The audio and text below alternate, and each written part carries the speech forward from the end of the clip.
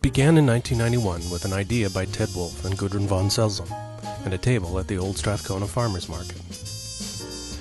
In 1992, we opened our first retail location, a 500 square foot shop on White Avenue.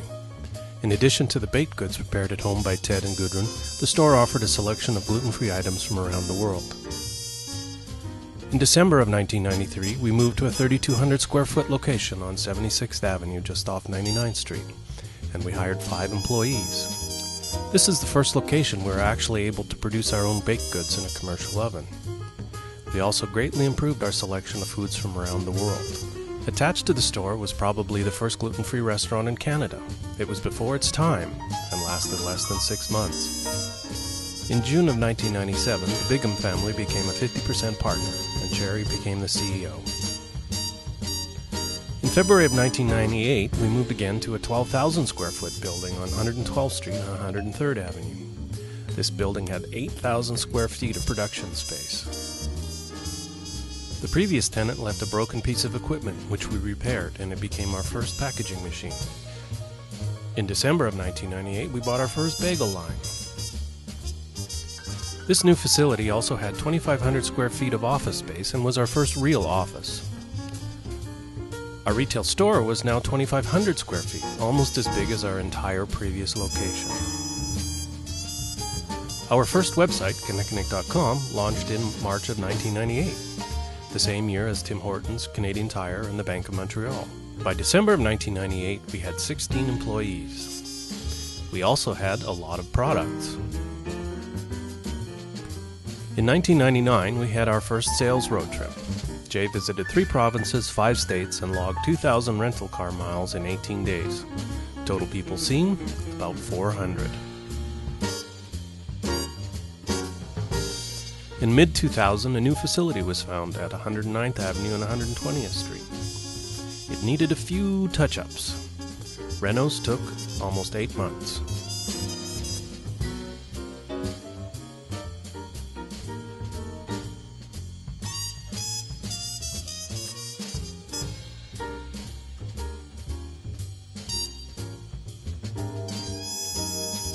In February of 2001, we held our grand opening of our new facility.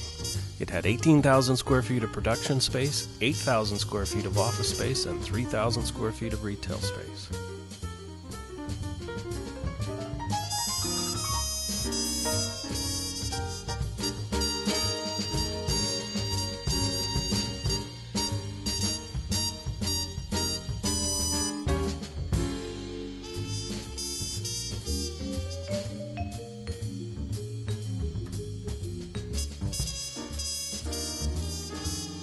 In October of 2001, our first pre-printed bags arrived. We also changed our shipping to overnight delivery and stopped using modified atmosphere packaging. In 2003, we signed with our first U.S. distributor, Nature's Best out of California, our first cruise line, Holland America, and our first Disney park. At the height of direct shipping in 2003 and 2004, we shipped almost 300 orders a day via UPS. Our high-speed cookie line 2004 edition was slow, but it was faster than hand scooping. Also in 2004, we purchased our first equipment to partially automate pizza crust and cinnamon buns. By the end of 2004, we'd removed trans fats from all of our products and fortified our breads and buns. We had signed with 6 warehouses with Tree of Life in the U.S. We had 708 stores listed on the website, 70 employees, and 29,000 direct customers. In 2005, Ted retired and Jerry, Lynn, Jay, and David took 100% ownership of the company. On May 1st, 2005, we got our first look at the old Sunland cookie facility, which would become known as K2. At 120,000 square feet, it seemed as giant as the mountain. In the first week of May, we ran product trials at the recently closed Sunland facility. By May 10th, we'd signed the papers to buy the building and equipment. We were able to rehire 25 of the Sunland employees who had recently lost their jobs. Many of those employees spent June to October of 2005 cleaning every single surface. Also, learning about cleaning the hidden places, all of them. After it was clean, the building also needed a few touch-ups.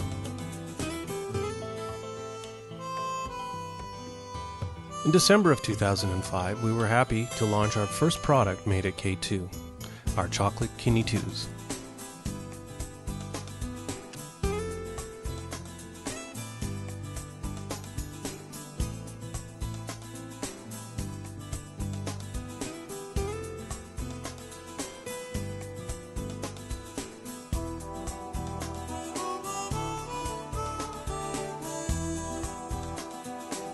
In 2006, our QA lab opened, allowing us to greatly expand our gluten and allergen testing. In March of 2007, we introduced 2 varieties of waffles. In July of 2008, we introduced what was to become one of our most successful products, S'morables. In the summer of 2008, a new donut line was installed, allowing us to stop hand-forming donuts and greatly increase our production.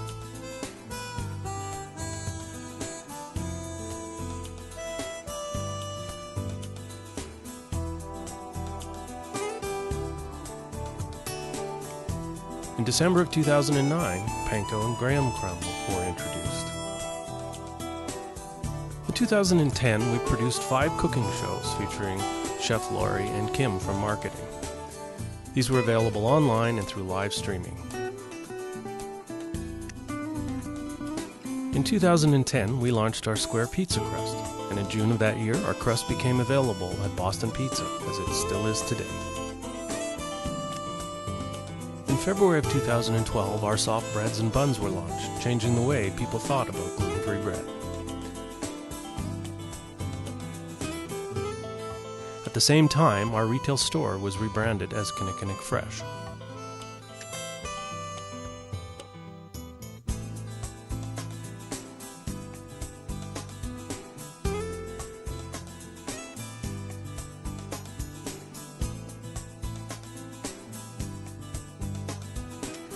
In 2016, a third donut line and new ovens were installed at K1.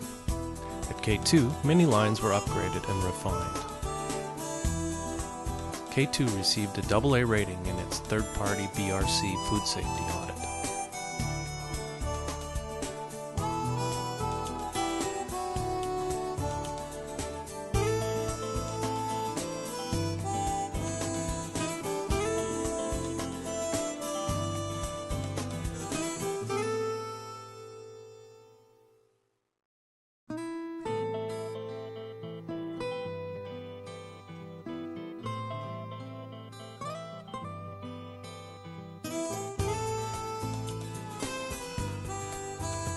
Since the beginning, Kinnikinnick has been part of the broader gluten-free community. We've supported local events like Cycling for Celiacs, as well as camps, group meetings, and other events throughout North America. We have hosted and sponsored the CCA Edmonton chapter's pancake breakfast for almost 20 years. We've been a big supporter of the Edmonton Food Bank's gluten-free program for many years through our holiday hamper drive, summer barbecues, and excess product donations. In 2015, the old storage lean-to at K1 was demolished, and a mural was commissioned to help beautify our neighborhood and cut down on graffiti.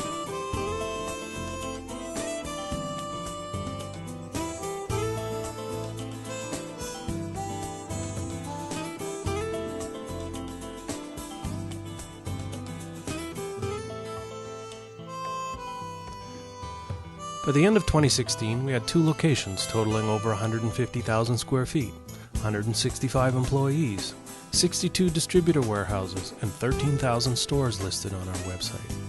We're shipping to Canada, the US, Costa Rica, Panama, the UK, Mexico, Venezuela, and many more to come.